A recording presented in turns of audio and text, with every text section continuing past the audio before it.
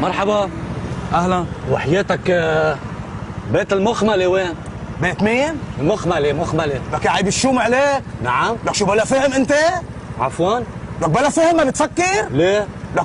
لك تطلع بابنك حاطط ابنك بحضنك وعم تسوق موتور؟ ليه شو فيها؟ ما بتعرف اذا مش من شانك من شان ابنك.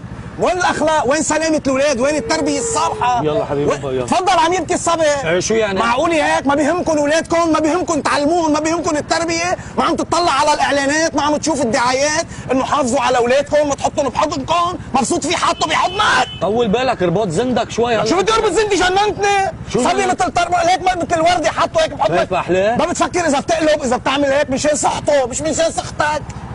بيت المخملة وين؟ ما بعرف وين بيت المخملة. طيب كمان عم تعيط؟ انت عم تعيط كمان يا عيب الشوم عليك. عيب. روح ربوا اولادكم منيح، ربوا اولادكم على الطريق الصح. روح. روح.